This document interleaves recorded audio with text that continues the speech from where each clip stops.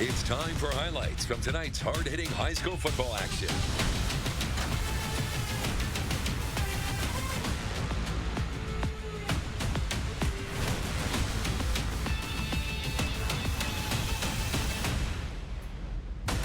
Sports Extra starts now. Sponsored by New West Sports Medicine and Orthopedic Surgery.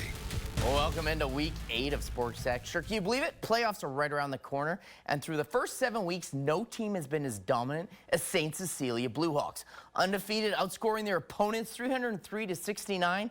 That's an average score of 43-9. But they've got the toughest test ahead of them. Central City tonight, or Fillmore Central tonight. St. Cecilia kicking off senior night against Fillmore Central. After the Panthers score the first touchdown, the Bluehawks fire back. Carson Kulacek airs it out to Cooper Butler for the big gain into FC territory. Next play, Chase Evans bursts through the hole as he's off to the races. 32 yards to the house to make it 7-6. Fillmore Central now back on offense, moving the ball through Keegan Theobald. He cuts back as he finally tripped up as past the 40-yard line there. He gets brought down finally. But St. Cecilia's defense, they're standing tall, blocking the field goal kick attempt to keep it from adding to their lead. Meanwhile, the Bluehawks utilizing that momentum. Kulacek sprinting in from the yard out to make it 14-6, going for 2. And that wasn't going to slow them down, rushing in for yet another tutty. After Fillmore Central fumbled a kickoff, it is now 20-7 at the halftime. And NTV's Nicole Weaving joins us live. So, Nicole, we saw the first half. What's happened in the second? Darren, St. Cecilia certainly looking like a team that didn't want to lose their perfect record on senior night, as this game actually just went final 35-14 in favor of the Bluehawks. So picking up where the highlights left off, Bluehawks quarterback Carson Kulacek just continued to shine, but this time looking more through the air through the last 2 quarters than moving it himself on the ground. His favorite target, Cooper Butler, snagging one of those touchdowns, Jensen Anderson tacking on the other. So it was 35-7 for a long time in this contest. The defense really holding strong, as well as coming into this contest. It was really a question of what would Fillmore Central's defense, who was only giving up an average of 10 points a game, would they be able to slow down St. Cecilia's offense, who'd been averaging 43 points per game? And as we saw, that answer, not necessarily true. Right at about the 5-minute mark, also in the fourth quarter, that is when Fillmore Central did tack on one more, but there certainly wasn't a lot that they were able to do offensively, given the way that the Bluehawks were just able to get in the backfield and disrupt their passing game.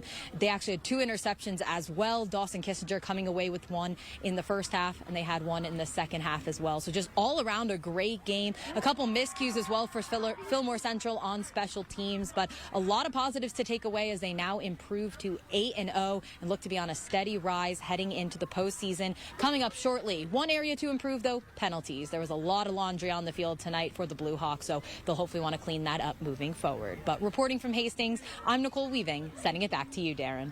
Thanks, Nicole. You know, Coach will address those at practice. Now, the Kearney Bearcats, after starting out the season 5-0, have lost 2 straight, taking on Lincoln Northeast. Could the Bearcats find their losing streak? Kearney running out the Foster Field, ranked number 5 in Class A wildcard standings with 2 games left in the 22 season. Bearcats are moving the ball. Travian Beckman hits Jack Dahlgren for the swing pass. Dahlgren uses speed to gain 18 yards to the 15. Then it's 4th goal from the 1. Coach Cool calls for the ball to go to Sawyer Schlicky, and he takes it. He goes up 7-0 Kearney.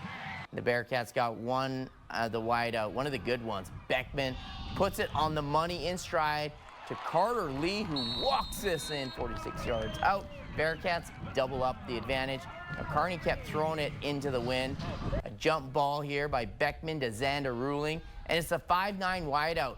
He high points it. Look at his hops there as he gets brought out at the 26-yard pickup. Second along now, Kearney Beckman to Ruling once again. Another passing touchdown, this time from 21 yards out, as Kearney goes up big, 21-0. The end of the first quarter, and they blast the Rockets into 48-0 shutout. Over to Axtell, winners of 2 in a row, hosting defending state champion Kennesaw. And looking the dance by the kiddos, great job there for the girls.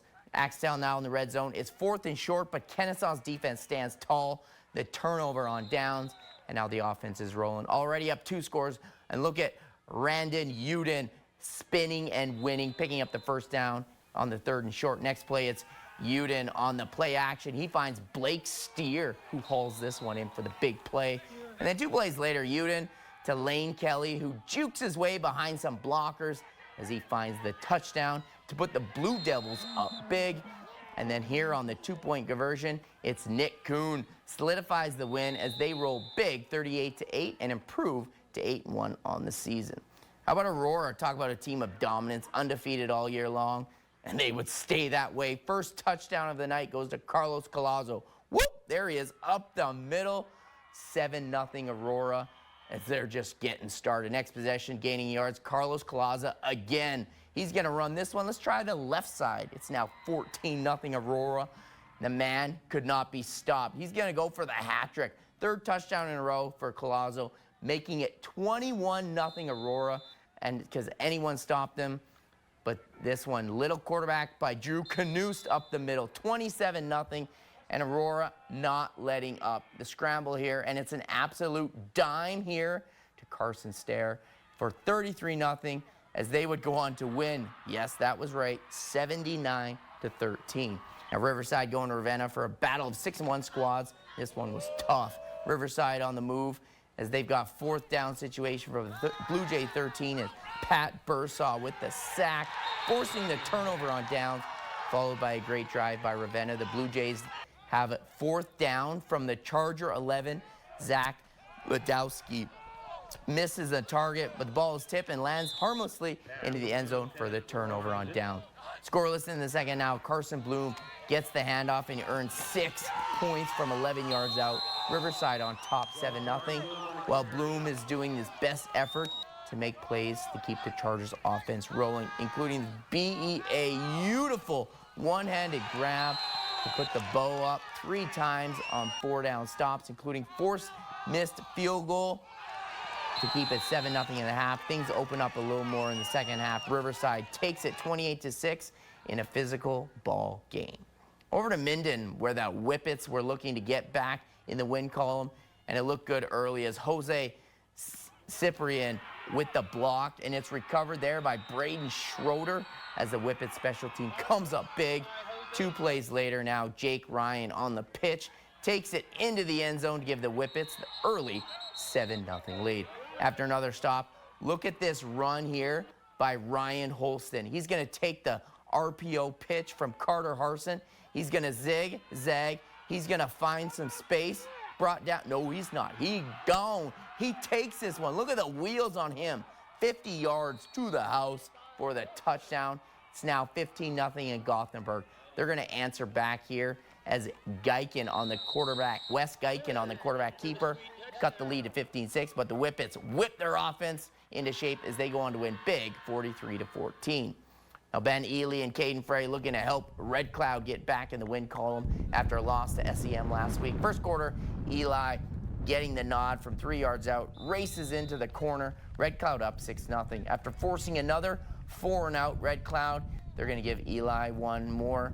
This time it's 13-0 Warriors as they're up big. Second quarter now, Wilcox Hildreth finally getting their offense going. Gage Rittner with the pass back to Grayson Sheen for the Falcons as they trailed only 13-6. Now, second quarter, Wilcox Hildreth, they would trail 13-6 as they would end up, Red Cloud would roll 72-20.